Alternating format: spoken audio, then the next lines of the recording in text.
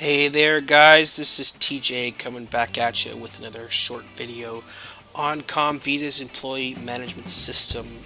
The focus of today is to get into outlining part two of our staff scheduling web videos that we're now working on producing. So what we're looking at here in our scheduling application is the page that you're defaulted to when you open up the scheduling module. We are defaulted to what we call our daily page. Now on our daily page there are three different tables of interest to us. The table here on the left hand side gives us a list of every single employee within the organization who is scheduled to work today. Now, as you can see, we can highlight different employee names here in the table on the left hand side. Now when I highlight that specific employee's name, I get their corresponding shift information down in the table at the bottom of the screen.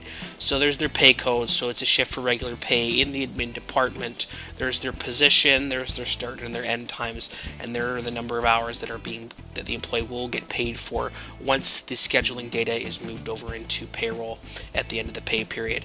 Now in the table on the right hand side, what we're looking at here is our level of coverage based on what has been budgeted for each shift within the organization. Now as you can see here, we've got this downward pointing arrow and it tells us that the shift has been underfilled based on what it has been budgeted for. As you can see, the coverage is zero for what a budget of 1 and 0 hours for the number of budget of hours for 8. Now what we also have down at the bottom of the screen here is a running tally, so actual hours worked versus budgeted hours for that given day.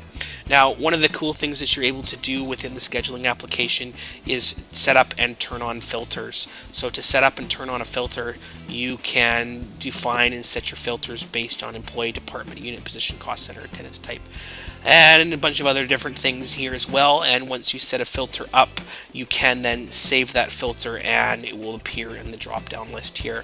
So let's say you wanted to see who all was working within a specific resource within your organization. You could simply go and turn on a filter that you've set up, and boom, you have the list of everybody within that particular department or resource who is working today and the level of staff coverage. If you want to know more, check us out on the web and contact us today to set up a live demo for you.